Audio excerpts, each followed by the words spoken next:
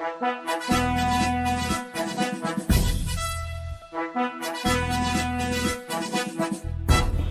నిజాలు చెప్పే బిఎన్బి టీవీకి స్వాగతం. ఇప్పుడు అన్నా హజారే అంటే తెలియని వారు ఎవరు ఉండరు. దేశంలో ఒక ప్రపంచం సృష్టించారు, ఒక అలజడి సృష్టించారు. న్యాయం ధర్మం గతి తప్పుతుంది, న్యాయాన్ని కాపాడండి, ధర్మాన్ని కాపాడండి అంటూ అన్నా హజారే చాలా పెద్ద ఎత్తున దేశవ్యాప్తంగా ఒక ఉద్యమాన్ని తీసుకొచ్చారు.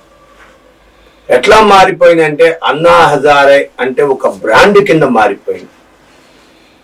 ఆ బ్రాండ్ని అదే సమయంలో మన అరవింద్ కేజ్రీవాల్ అన్నా హజారేతో కలిశారు. అప్పటికే అన్నా హజారేతో కలవక ముందే కేజ్రీవాల్ ఒక ఇంజనీరింగ్ స్టూడెంట్ అయి ఉండి సివిల్స్ రాసి, ఇంజనీరింగ్ పక్కన పెట్టేసి సివిల్స్ రాసి సివిల్స్లో ఒక రకమైన అధికారాన్ని పొంది ఆ అధికారాన్ని కూడా పక్కన పడేసి అక్కడ నచ్చక ఉద్యోగం వచ్చేసి అన్నా హజారే టీంలో కలిసి ఒక ప్రభంజనం తెచ్చారు. సమాచార హక్కు చట్టాన్ని తెలియజేయాలి, ఏం జరుగుతుంది దేశంలో అసలు ఏంటి అనే దాని మీద ఒక ఇది చేస్తే సుప్రీంకోర్టు సమాచార హక్కు చట్టాన్ని రిలీజ్ చేసింది. ఎవరైనా సరే, ఏ డిపార్ట్మెంట్ అయినా సరే సమాచారం అడిగినప్పుడు పబ్లిక్ ఇవ్వాల్సిన మన బాధ్యత అంటూ తెస్తే దానికి అరవింద్ కేజ్రీవాల్ అవార్డు కూడా వచ్చింది. అన్నా హజారే మీద అనేక రకమైన ఒత్తిళ్లు తీసుకొచ్చారు. అనేక మంది రండి సార్ పార్టీ పెడదాం.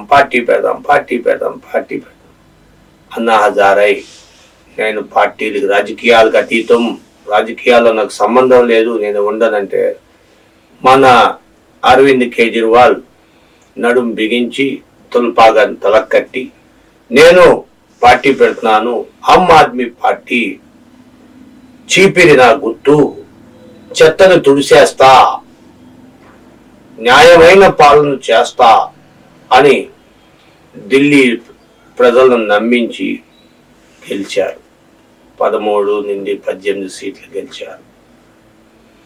అప్పటికే కాంగ్రెస్ మంచి బలంగా ఉంది, తట్టుకోలేకపోయారు. కాంగ్రెస్ బలాన్ని తట్టుకోలేక ఆగిపోయారు.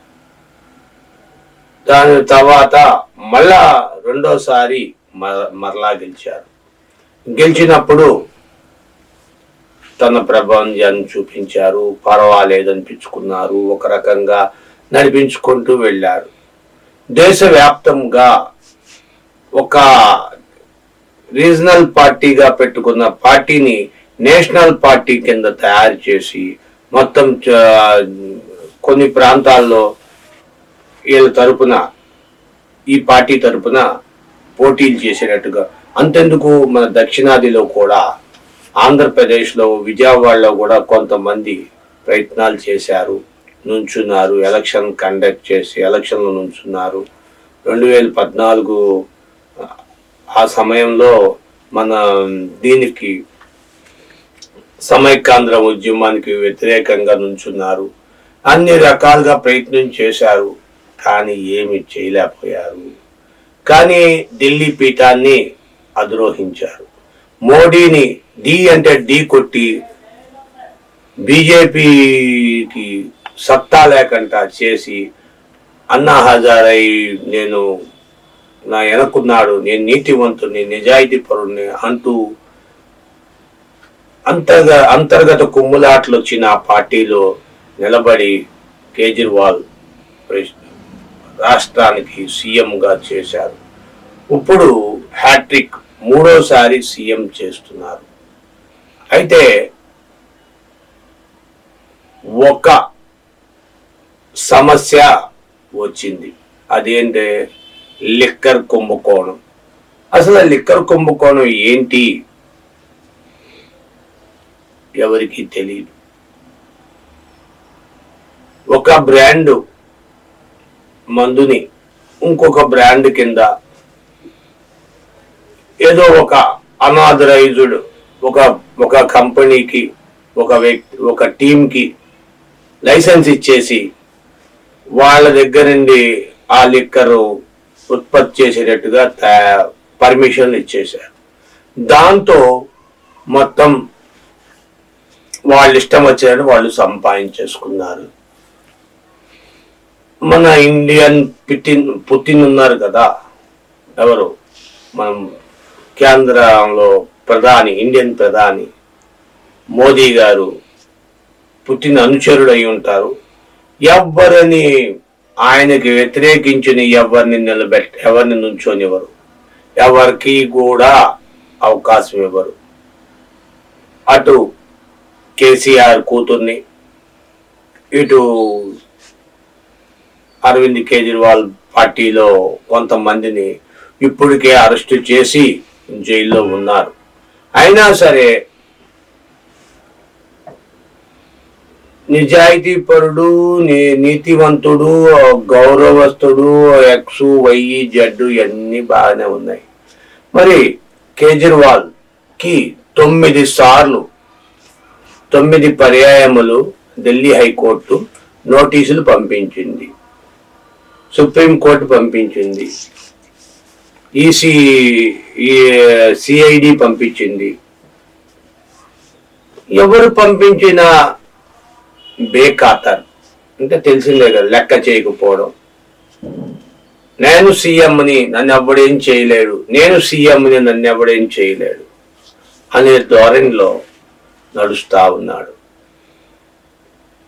పాపం పండింది అనాలో, కాలం కలిసి రాలేదు అనాలో, లేక మానసికంగా దెబ్బ తిన్నాడో అనాలో, ఏమన్నా అనుకోండి. పాపం కేజ్రీవాల్ నిన్న 20వ తారీఖున అరెస్టుకి రంగం సిద్ధం చేశారు. రంగం సిద్ధం చేసి ఒక హై డ్రామా నడిపించారు.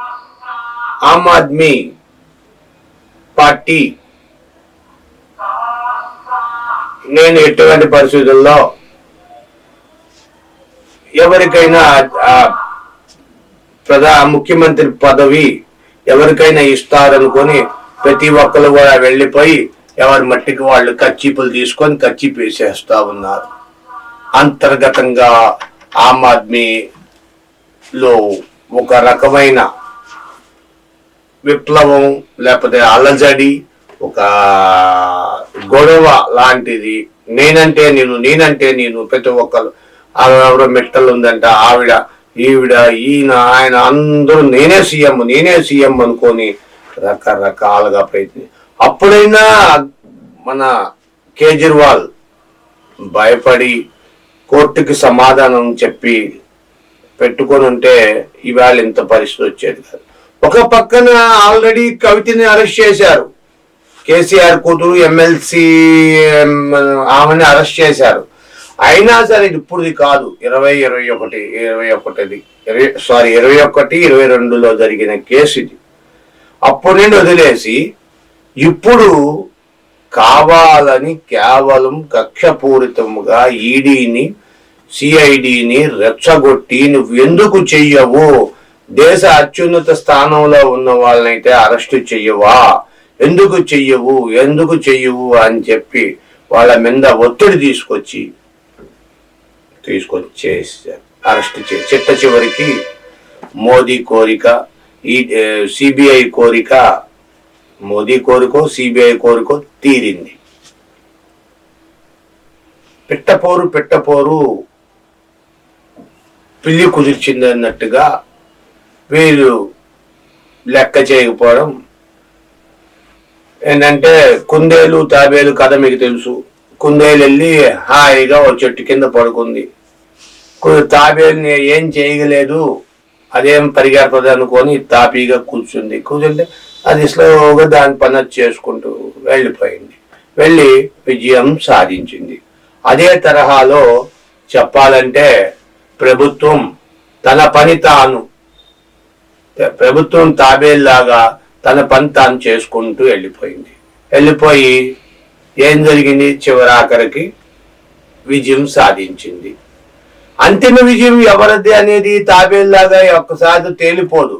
ఇదేంటంటే అంతిమ విజయం ఎవరిదని కోర్టులు ఉన్నాయి. కోర్టు నిర్ధారణ చేయాలి. కోర్టు నిర్ధారణ చేస్తే గాని ఎవరు శిక్షార్హులు, ఎవరు నిందితులు, ఎవరు అనేది ఇంకా ప్రస్తుతం ముద్దాయే, శిక్షార్హులు కాలేదు ఇంకా. ఎందుకయ్యా అంటే అయితే చట్టం తన పని తను చేసుకుంటూ పోతుంది. ఎప్పటి వరకు ఇదంతా ఎవరి సొమ్ము? చట్టం చేస్తుంది, సిఐడి చేస్తుంది, లేకపోతే ప్రధానమంత్రి చేస్తున్నాడు, లేకపోతే అరవింద్ కేజ్రీవాల్ చేస్తున్నాడు. ఇదంతా ఎవరి సొమ్ము? ప్రజల సొమ్ము. ప్రజల సొమ్ము ప్రజలచే ప్రజలు పాలించుకోబడింది. బ్రిటిష్ కాలంలోనే వెళ్ళిపోయింది. ఆ వ్యక్తి పెట్టుబడిదారి వ్యవస్థ ఇవన్నీ పోయినాయి. మన చేత మనం పాలించుకోబడుతున్నాం. అయితే ఒక నానుడు చెప్తున్నారు, తెల్లదొరల కంటా నల్లదొరలు మంచిది అన్నారు. కానీ నల్లదొరల కన్నా తెల్లదొరలే పాలనే బాగుంది అంటున్నారు. ఒక అజిత్ సింగ్, ఈ పేరు విన్నారో లేదో మీరు, నాకు తెలియదు, చాలా మందికి తెలియదు అనుకుంటా, కొంతమందికి తెలుసు, మీరు యూట్యూబ్లో చూసుకోవచ్చు. అజిత్ సింగ్ గారు ఒక రోజున ఒక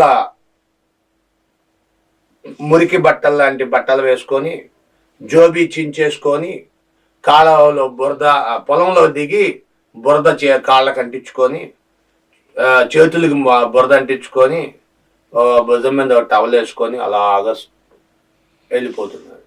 ఏంటా పెద్ద ఆయన, ఏంటా బురదలో దిగావంటే, నేను నా డబ్బులు పోయినాయి, 400 రూపాయలు నా జోబులో కొట్టేశారు, నేను పోలీస్ స్టేషన్కి వెళ్తున్నాను. పోలీస్ స్టేషన్కి వెళ్తే నీకు న్యాయం జరుగుద్దా అని నవ్వారు. నవ్వితే అజిత్ సింగ్ గారు ఒక ముసలాయన, ఒక రైతు లాగా, ఒక అమాయక రైతులాగా వెళ్ళి, అయ్యా నా వెనకాల మీరందరు రావద్దు, వీళ్ళందరూ వెనకాల పడుతున్నారు, రావద్దు, నేను ఒక్కడనే వెళ్తానని పోలీస్ స్టేషన్కి వెళ్ళారంట. వెళ్ళి అక్కడ వచ్చి పోలీస్ స్టేషన్కి వెళ్ళారంట. వెళ్ళగానే అక్కడ అందరూ చూసి నవ్వారంట. అని ఏంటయా అన్నారంట. అంటే అయ్యా నేను పలానా ఊరుండి వచ్చాను, నేను పశువులు కొనుక్కుందామని, నేను రైతుని, పశువులు కొనుక్కుందామని డబ్బులు తెచ్చుకున్నాను, 400 రూపాయలు, 400 రూపాయలు పై జోబులో పెట్టుకున్నాను, నా జోబీ చిరిగిపోయింది, కొన్ని చింపేశారు, నా జోబీలో డబ్బులు పోయినాయి, మరి నాకు దయించి మీరు ఆ మట్టి చేతులని దండం పెట్టారండి, అయ్యా నాకు దయించి మీరు నా డబ్బులు నాకు ఇప్పించగలరు అని అంటే వాళ్ళందరూ నవ్వారంట. కానిస్టేబుళ్ళు వాళ్ళందరూ. ఒక రూమ్లో రైటర్ ఉన్నాడంట. ఆ రైటరు 2 కాళ్ళు టేబుల్ మీద టీవీగా పెట్టుకొని, నోట్లో ఒక బీడీ పెట్టుకొని కాల్చుకుంటూ కూర్చున్నాడంట. కూర్చుకుంటే అక్కడ ఉన్న కానిస్టేబుల్, రైటర్ గదిలో ఉంటాడయ్యా, వెళ్ళి కంప్లైంట్ పెట్టండి అన్నాడంట. కంప్లైంట్ పెట్టమంటే నీ డబ్బుల కోసం ఏమన్నా అంటే, దొరుకుతాయ్యా నా డబ్బులు అంటే, మా రైటర్కి తెలియని దొంగంటూ లేడు, చుట్టుపక్కల ప్రాంతాల్లో మా రైతుకి దొంగంటూ లేడు, నీకు డబ్బులు కంపల్సరీ దొరుకుతాయి రేపు సాయంత్రం కల్లా, నువ్వు కంప్లైంట్ పెట్టు. దగ్గర డబ్బులు ఎంత ఉన్నాయి? 35 రూపాయలు ఉన్నాయ్యా, 35 రూపాయలు ఉన్నాయి. ఆ 35 రూపాయలు తీసుకెళ్ళి రైతు చేతిలో పెట్టేసి అయ్యా నాకు చేసి పెట్టు అని చెప్పు. అలాగేనయ్యా అనుకొని వెళ్ళాడంట. వెళ్ళి రైటర్ దగ్గరికి, ముసలాడా ఏంట్రా వచ్చా? అయ్యా నా డబ్బులు పోయినాయి అయ్యా, 400 రూపాయలు ఏంట్రా? 400 రూపాయలు నీ దగ్గర ఎక్కడే? నా జీతమే 200, నీకేడెక్కడిరా? అయ్యా నా మీదొట్టయ్యా, నేను అలాంటి కాదు. ఒక వ్యక్తి ఆ పక్కన నుంచుని ఉన్నాడంట. ఆ వ్యక్తిని చూపించే, ఎవడరా నువ్వు ఇక్కడే నుంచున్నా? మా అబ్బాయేనండి. మీ అబ్బాయి? ఒకవేళ ఆడే కొట్టేసాడు, వాడి జోబులు ఎతకండి, ఆడి చేయండి అన్న. రాయ్ బాబు ఇట్రా అన్నాడంట. అంతట్లో ఎస్ఐ వచ్చాడు. ఏంట్రా గొడవ అన్నాడు. ఏంట్రా ముసలాడా గొడవ ఏంటి అన్నాడు.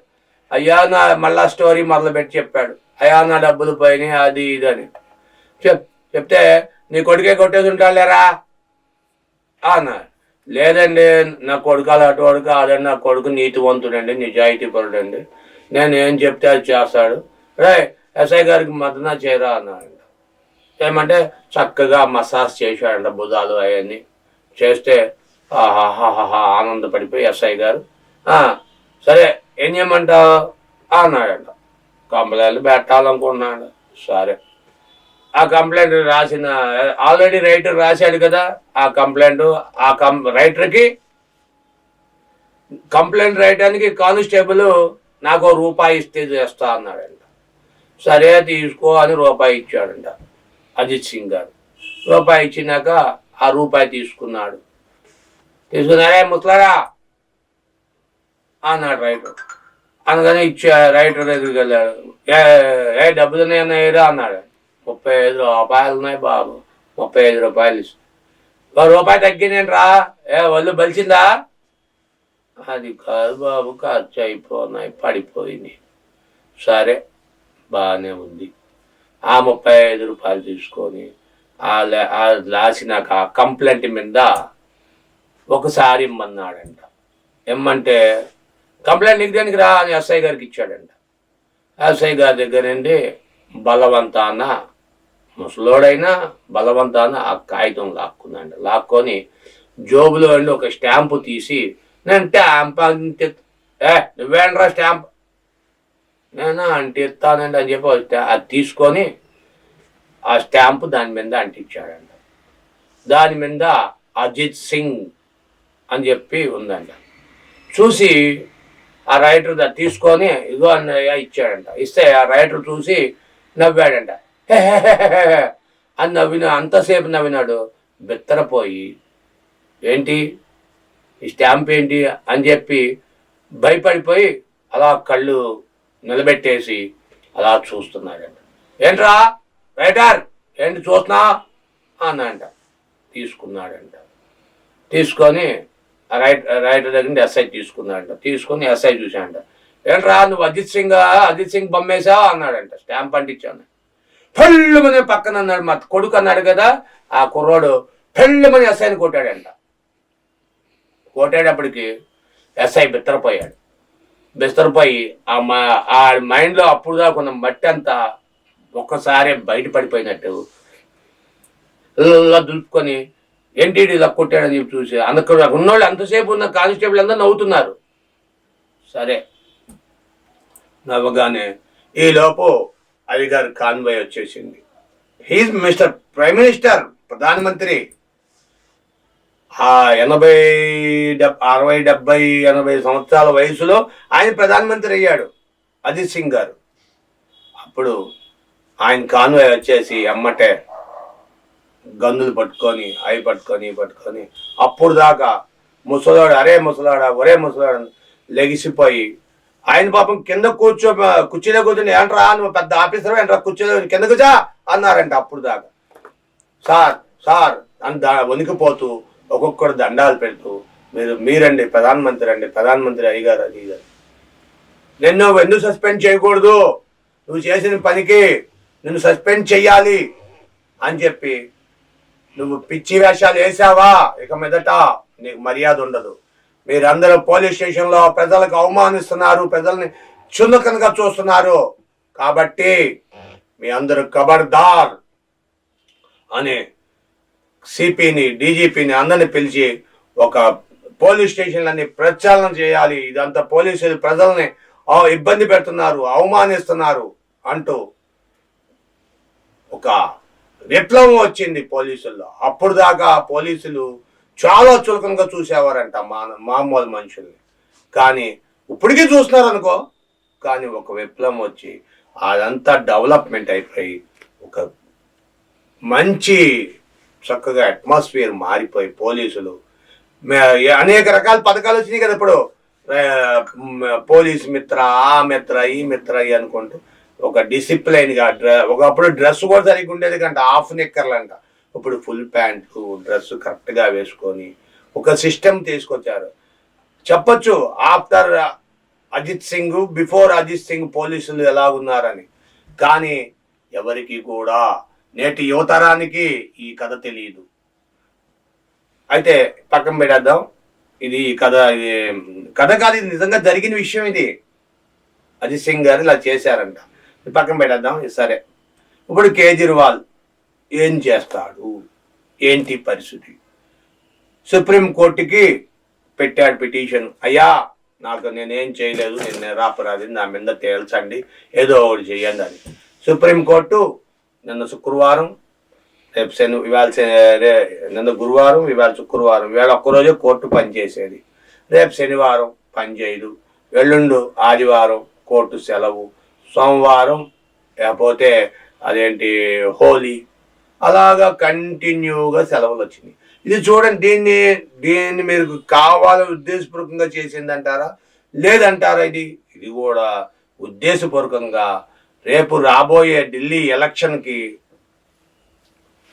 ఇది కావాలని బీజేపీ అధికార పార్టీ కావాలని చేసిందని ప్రతి ఒక్కరు కూడా చెప్పగలరు. అటు కవితకి బెయిల్ లేదు. నిన్న మొన్నటి దాకా కవితని అసలు ఛార్జ్షీట్లో ఎన్నిట్లో 3 ఛార్జ్షీట్లో లేదు. కానీ ఆవిడని తీసుకొచ్చి పెట్టేశారు. Of course Indira Gandhi, she's not the first girl to prison. జైలుకి ఒక్కరామే ఫస్ట్ అమ్మాయి కాదు.